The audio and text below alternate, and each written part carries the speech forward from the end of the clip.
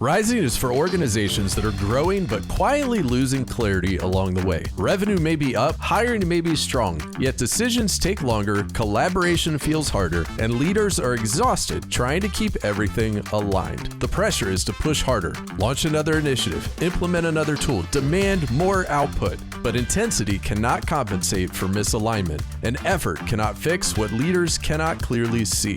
Rather than offering another leadership program, Rising provides a practical blueprint for building a people system that develops leaders at every level and restores alignment across your organization.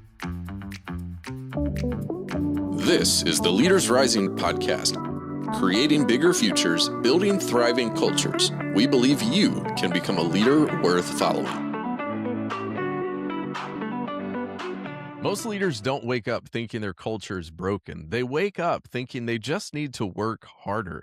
That gap between what leaders intend and what their teams actually experience is at the heart of Rising, the book Jeff Lovell and I wrote together with our team. The argument we make is simple but uncomfortable. Most growth problems are clarity problems. And the clearest evidence of that shows up not in strategy sessions or in annual retreats, but in the quiet drift that happens when pressure builds and no one is quite sure what is true anymore. The 3 episodes in this series were recorded live during the Rising launch event. And episode 1 features 3 of the voices behind the frameworks in the book. Jeff opens with a diagnostic that most leaders will recognize immediately. Becky Rivest follows with a look at how clarity shapes communication, especially in the moments that matter most. And Mike Pumphrey brings it all home with a story that's equal parts honest and instructive. What happens when a good leader confuses urgency with wisdom? You don't need to have read the book to benefit from this conversation, but if something in this episode resonates, that is probably a signal worth paying attention to. Let's dive in. With that in mind, I actually want to start with you because you're the ones who are here. You're the ones who are showing up. So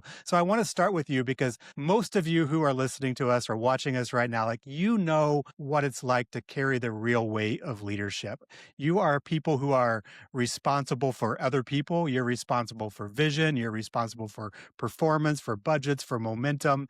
And as a person who's shared some of that leadership weight in my own career, I know what that can feel like. And I've seen that, with local teams and organizations that I've been a part of. I've seen that in working with companies that are household names. And even though the scale of that can change from time to time and from place to place, there are some patterns that we see over and over again. And I hope that even in the next couple minutes, you're going to recognize some of those patterns and that maybe we'll name some things or capture some things that you've thought or felt, but didn't always have words or language for. So, here's one thing I do know.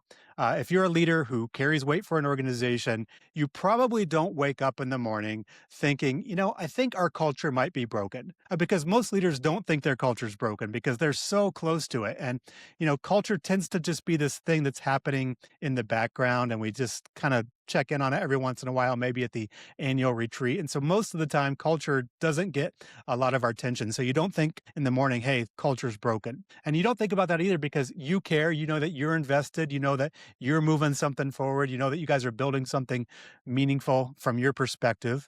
And yet what might actually happen is you might wake up in the morning, or actually, if you're more like me, you might wake up in the middle of the night. And sometimes you feel like something feels different. Something feels off. Something feels heavier than it used to. And it could show up in a lot of ways. Oftentimes we hear about how meetings feel like they require more energy or decisions take longer or you're just not sure that everybody's aligned. Maybe you're sure that just there's some people in the room just kind of nodding their heads and going along, but they're not really bought in to the work you're trying to do. And it feels like over time that the same energy that you keep pouring in doesn't get the same results back.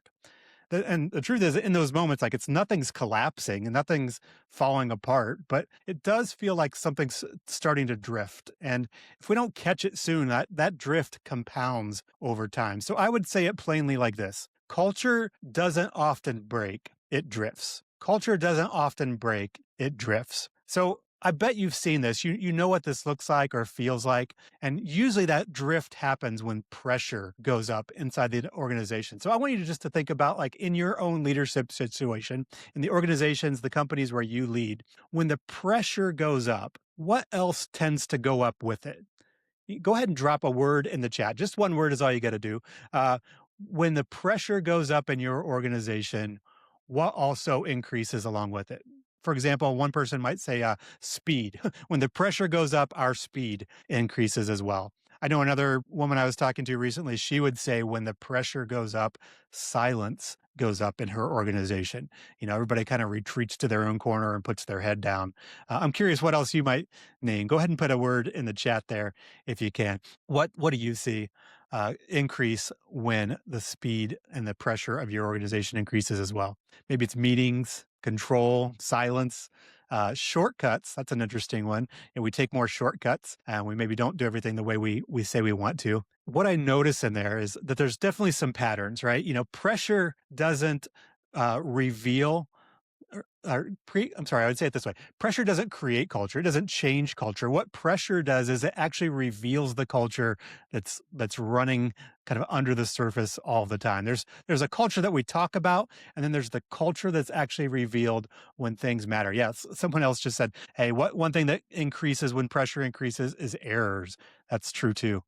I've seen all that this is true in 10-person teams and billion-dollar enterprises.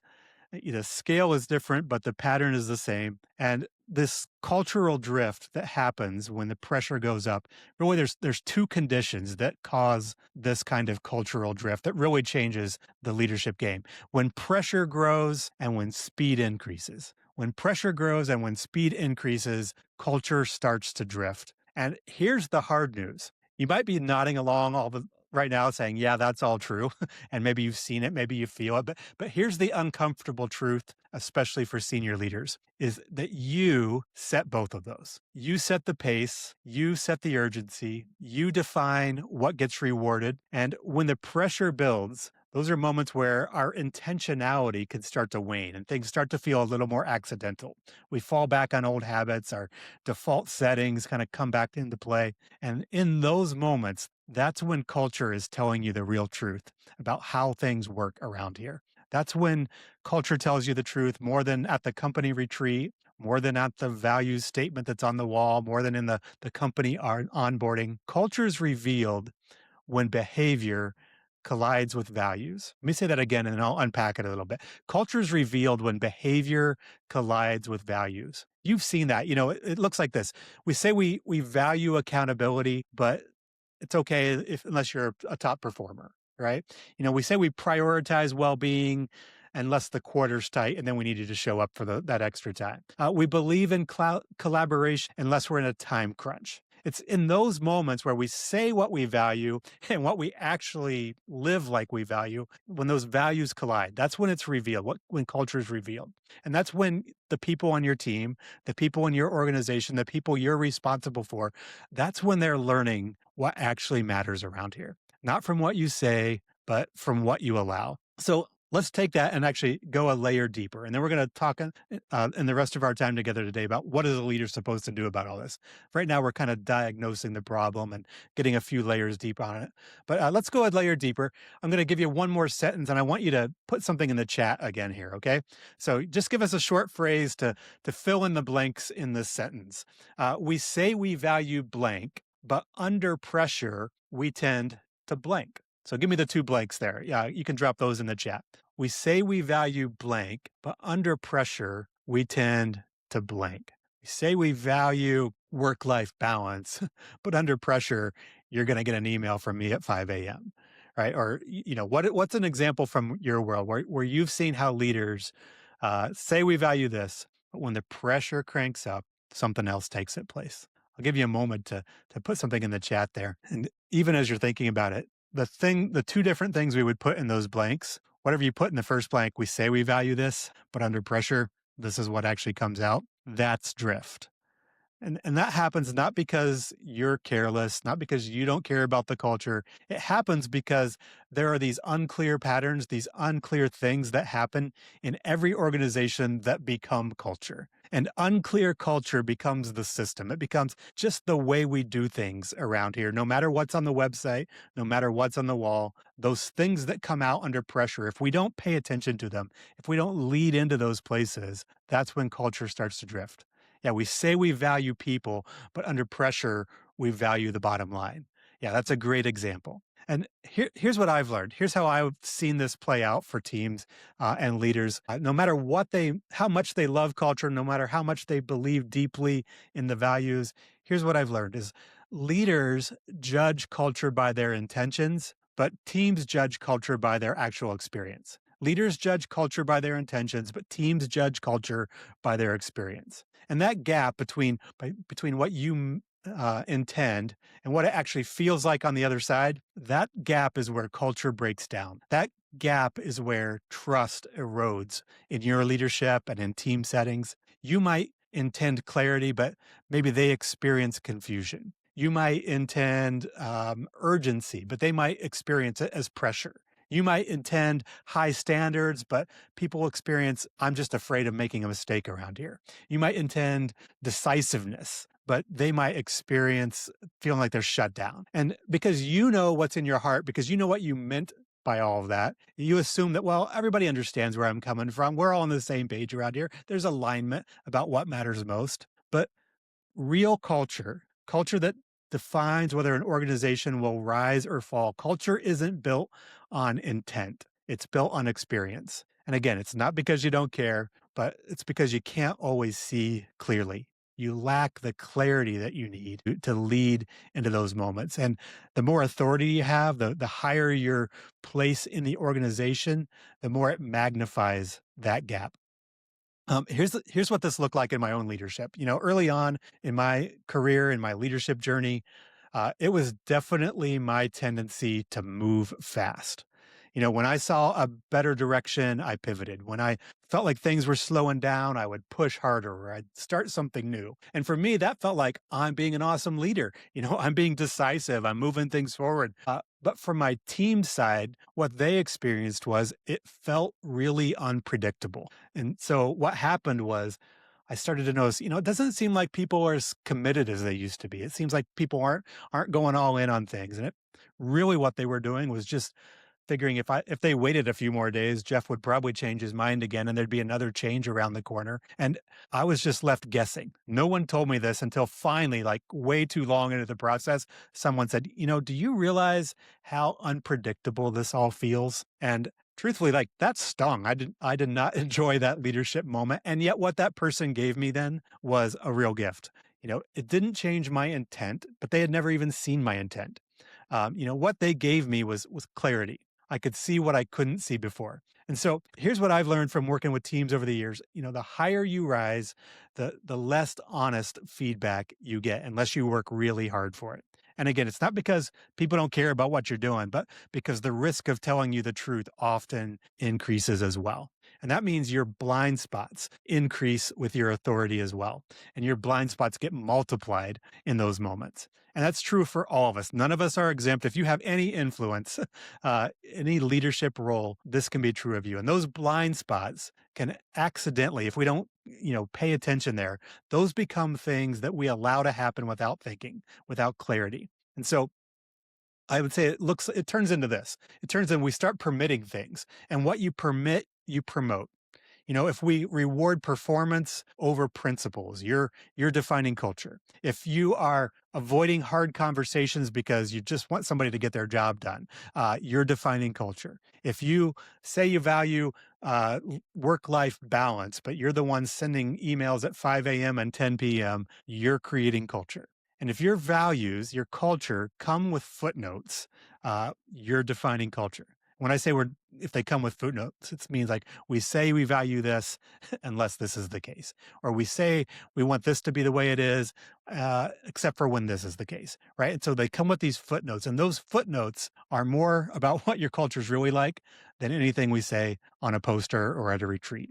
And your team and those that are following your leadership and those inside your organization, they pick up on those collisions all the time. And they are trying to calibrate their own leadership behavior, their own performance accordingly. Culture doesn't drift because you don't care. It drifts because leaders don't see what's being revealed under pressure. And so there's one question I want to give you in the last couple minutes I have here of just a question that helps stabilize leadership, a question that helps, build trust, a question that helps you see what's really going on in those places.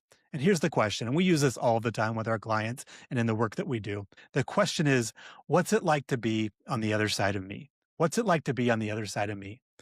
Not what do I believe, not what do I intend, not what do I value, but what's it actually like to follow me? What's it actually like to work with me? What's it like to be on the other side of the Zoom meeting with me? And for senior leaders, that can be a hard question to get an answer to. And maybe like that team member that told me how it felt unpredictable, it might be uncomfortable. But one of the best gifts you can get is a clear answer to a question like that, because the higher you go, the more you need that kind of feedback, because you're multiplying what it's like to be on the other side of you. And when leaders are willing to see that clearly, people will begin to trust you more. Your influence will go up. Their willingness to follow you, even if they don't expect you to be perfect. They just want to know that you see what they see, and that you know what it's like to be on the other side of you. And that kind of trust stabilizes culture. So let me just come in for a landing like this. Most leaders aren't ignoring culture, but most leaders on accident misread it. They don't have the clarity they need. They need a few more lenses. And that right there is why we wrote Rising, to start finding that kind of clarity and countering the cultural drift that undermines organizations and takes them away from where they really want to be heading. Drift doesn't mean you have bad people. Drift doesn't mean you're a bad leader. It just means that there are unclear patterns, that there are things we need to see more clearly. And until we do that, every system we build, every process we change, we're just reinforcing those drifting patterns. And so that's why clarity isn't soft work. It's actually like hard infrastructure work. And it leads us to the question that, if clarity is the beginning of all this, how do organizations find it? And what can a leader do about it? Jeff's framing lands on a question that is deceptively simple. What is it like to be on the other side of me? Not what do I intend, not what do I value, but what does it actually feel like to follow me, to work with me, to be in a meeting with me? That question sits at the foundation of everything Becky talks about next. Because if clarity starts with self-awareness, communication is where that clarity, or the lack of it, becomes visible to everyone around you. We all know that communication is vital to individual relationships, to the flourishing of teams, and the health of organizations. And since we all communicate, it's a great example to highlight the importance of clarity as we develop leaders and build great organizations. There's a lot about communication that we take for granted. Of course, until things get difficult, I have to bring challenge or maybe deal with conflict. Communication is the outward expression of our leadership ability, and never more so than in those very critical moments. In her book, No Ego, Cy Wakeman, her research indicates that leaders spend waste about 2.5 hours per day in drama. I'll do the math for you. That works out to be about 816 hours per year. Give that leader a nice mathing salary of $100,000 a year. Well, and you see where that's going. So, of course, it's important that we learn to manage these conversations well. Now, we can go to a class or read a book that gives us a 5-point conversation framework and some good words to say and words we shouldn't say. But without clarity, they're really just techniques and words. Let me share a story from my own experience. In a previous engagement, there was a senior leader who is the sponsor of a cross-functional project team. And like most project teams, they met on a regular basis to go over project status and talk about issues, sort of. So these various heads of the functions would come together.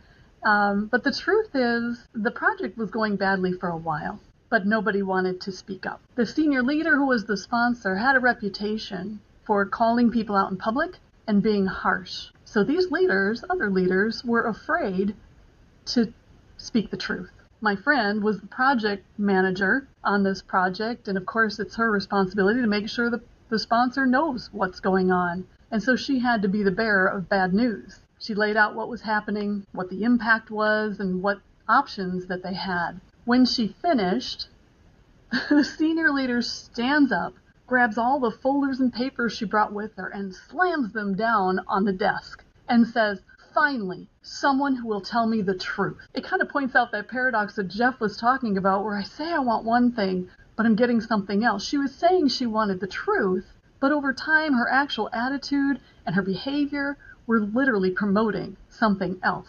Those words, "finally someone will tell me the truth," are actually quite neutral. It was her lack of awareness about the larger message she was sending that was destroying her impact. In those moments, what broke was trust, honest dialogue, and engagement. And the downstream effects of that were problems that could have been addressed early but weren't, a project that's now delayed, employee morale issues, costs, we can keep going. So how does clarity make a difference, specifically to learning something like holding difficult conversations? Well, first, when we understand what it's like to be on the other side of us, we don't have to be ruled by our blind spots. We get to choose our response. Second, when we know how fear and stress hijack our brain and impact our behavior, we understand the importance of learning skills that will allow us to take back control and act with intention. And last, when we understand that we create environments and realities with our words,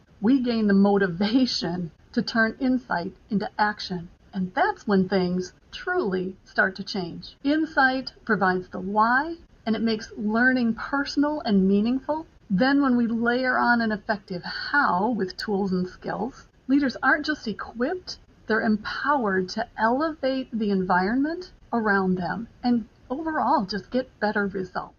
Becky's example of the senior leader who said, "Finally, someone who will tell me the truth," is one of those moments that's almost too uncomfortable to sit with. Here was a leader who genuinely wanted honesty, who thought she was creating an environment where honesty was welcome, and yet the culture she had built made honesty feel dangerous. The gap between intent and experience playing out in real time. Mike's story takes that gap and shows what it looks like when it compounds, when a leader is too close, too fast, and too committed to effort as the answer. The drift doesn't just continue, it accelerates. There was a season in my life when the more I worked, the worse things actually became. And the hardest part of that for me was my motivations were good. I believe that hard work would solve the problems that our organization was currently struggling with. I believe that urgency demanded just more effort.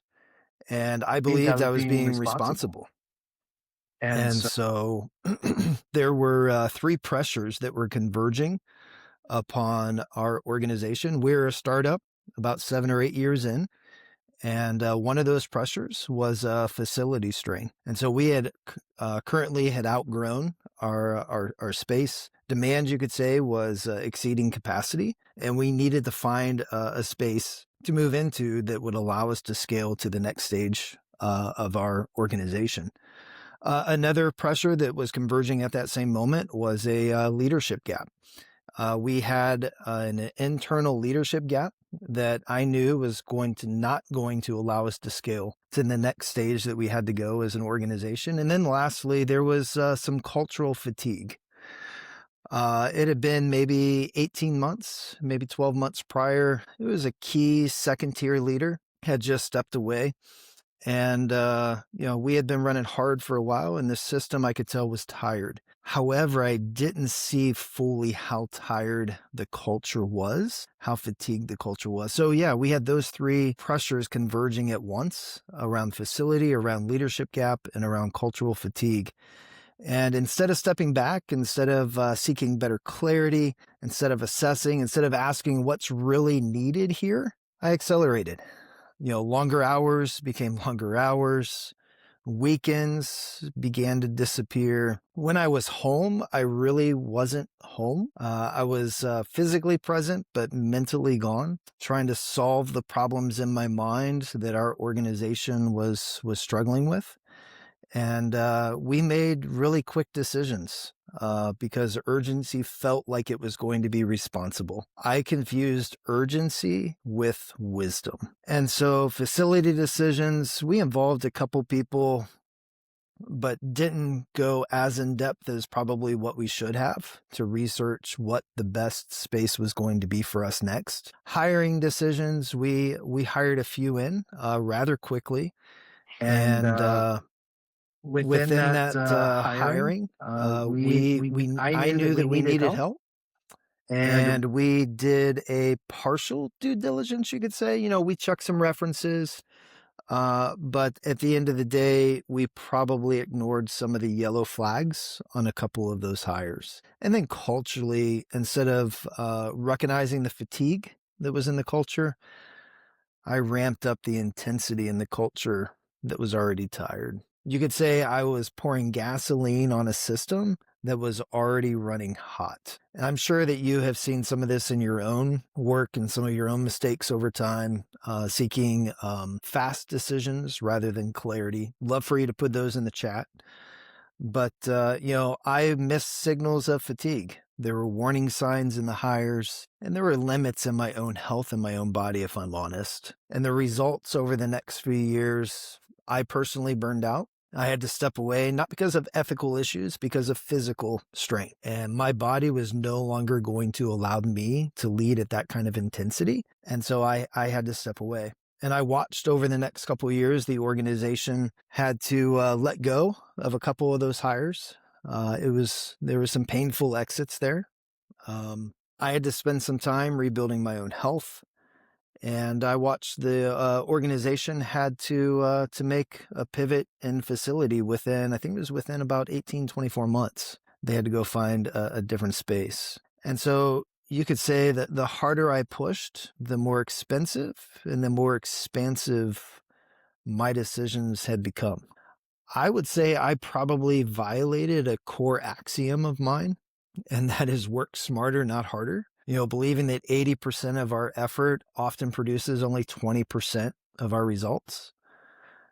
I believe that more effort would solve some of the structural problems that we had. I believe that intensity would solve some of the exhaustion. I believe that speed would solve some of the complexity.